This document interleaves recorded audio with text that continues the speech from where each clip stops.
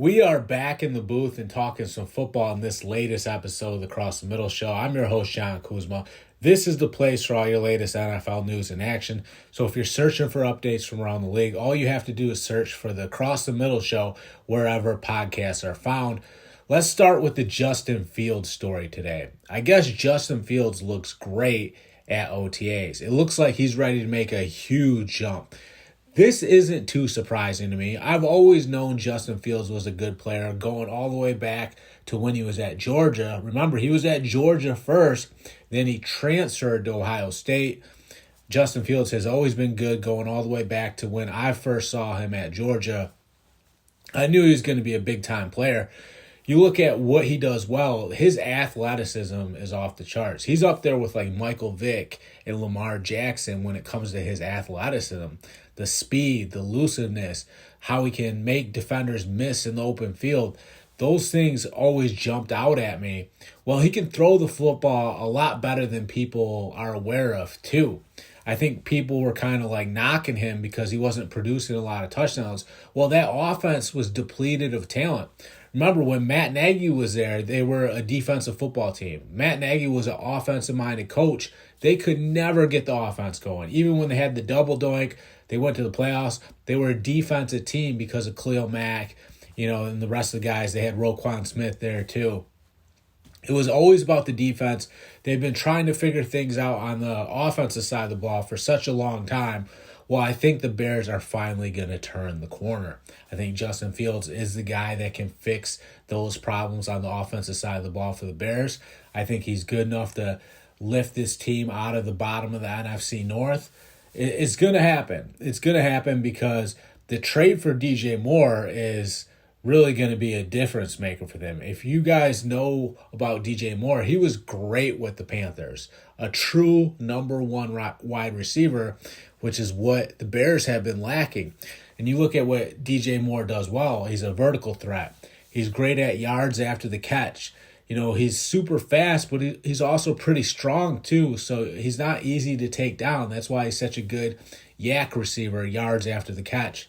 The Bears have got some weapons on the offensive side of the ball. They put Justin Fields in a position to succeed. That's why we're going to see him finally, put it all together this year. And to be fair, he was good the last couple of years.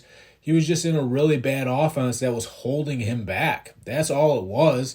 The guy is going to transform this team into something better because he's going to rise up and do most of it himself, I guess you can say. I think, it's on Justin Fields to really put it all together this year. It sounds like that's happening at OTAs. It sounds like he's ready to step up and be one of the top quarterbacks in the league, be in the conversation for MVP.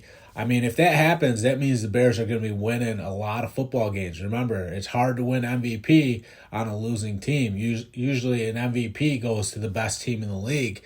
So if Justin Fields is going to be in the conversation for MVP, expect the Bears to make a big jump as well. DJ Moore is going to be stepping up.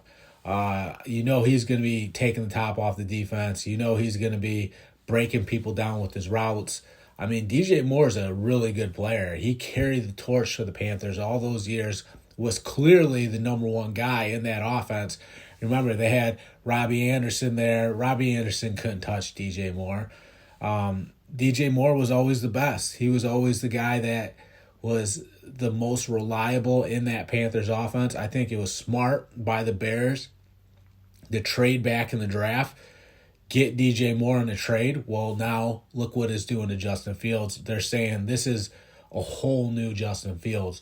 This is when his athleticism and his talent finally meet, a supporting cast that can make him become a player that he's yet to be, a player that he's always capable of being, but he's yet to be because the team around him just wasn't good enough to get it done. It sounds like at least Justin Fields is going to have a fair shake this year. I think that's huge for him. For far too long, he was just trying to make the most out of nothing. He was still having those flashes of brilliance where you're like, man, this guy is elusive. He's fast. He's athletic. He can play. Well, it was just him scrambling and making the most of a bunch of no-name receivers. He was actually turning a lot of those guys into, playmakers, at least someone that he could count on, because he's so good at improvising and making the most out of nothing. Well, now there's actually weapons there for the Bears, which is why we're going to see Justin Fields really step up this year. The other story we have is the Austin Ekeler story. So Austin Ekeler, all offseason, has been frustrated with the Chargers. He wants a long-term deal, and when you think about how productive Austin Ekeler has been, he deserves a long-term deal. He's another one of these running backs that are being shorted by these teams around the National Football League. Austin Ekeler has clearly deserved a long-term payday. Teams are reluctant to pay running backs at all these days. It's just a trend that we're seeing happening in the NFL. These owners have kind of struck back at these running backs and said, we're not going to pay you guys at all, at least not more than a 1-year deal.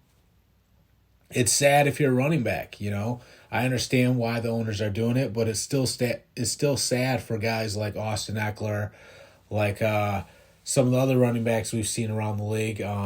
Josh Jacobs is another one, Saquon Barkley. Those guys deserve to be paid. I mean, they play a brutal position. They're laying it all on the line for their teams. They deserve to be paid. That's just the reality of the situation.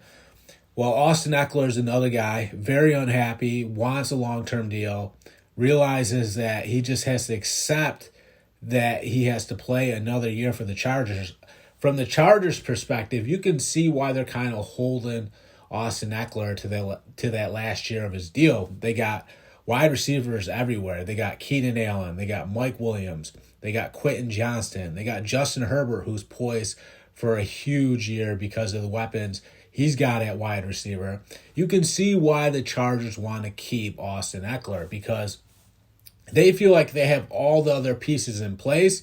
They feel like this is their year that they have a real shot at winning the Super Bowl and maybe knocking off the Chiefs in the AFC West. That's why the Chiefs are holding on to Austin Ekeler. They're like, we have everything else in order. We can't let Austin Ekeler go and hurt our chances of winning a Super Bowl, because it feels like this might be the year. So if you lose a playmaker like Austin Ekeler out of your backfield, what's going to happen? It's going to significantly decrease your chances of winning a Super Bowl.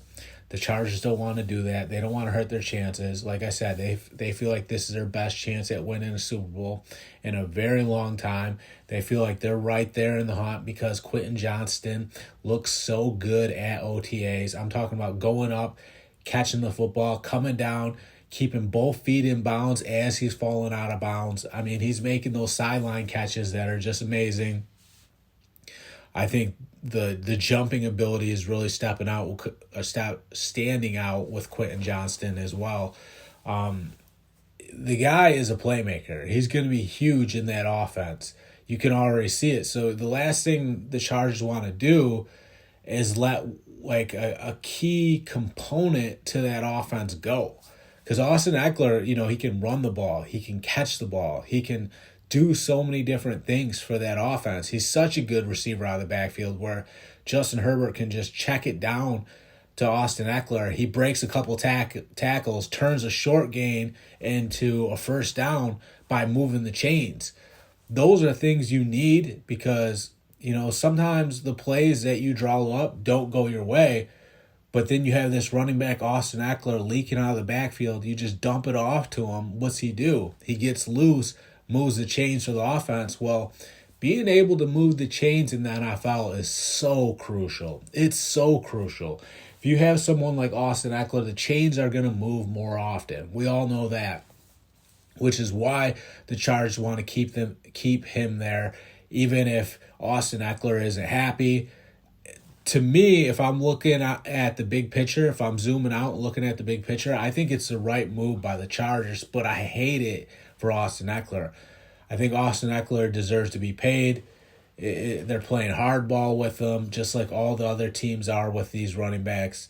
You hate to see it, Like, at the same time, though, I know why they want to keep Austin Ekeler no matter what, because they feel like they have a real shot at winning the Super Bowl. It's hard to disagree with them, too. I think this is the best Chargers team we've seen in a while. I think they're loaded with talent. I think this is it for the Chargers. We'll see. This is their best shot at, taking over the Chiefs. Now, the Chiefs are not an easy team to bring down because Andy Reid has such a good system. The Chargers aren't going to have the system that the Chiefs have, but the Chargers have talent to match up with the Chiefs. Justin Herbert, great quarterback. Wide receivers everywhere. They got the defenders on defense, Bosa, Mack. It's the team for the Chiefs talent-wise. It's the team for the Chargers talent-wise. It's just going to come down to whether or not they can match up with the Chiefs. I'm John Kuzma. That's all I got for the Cross the Middle show. Thank you guys for tuning in.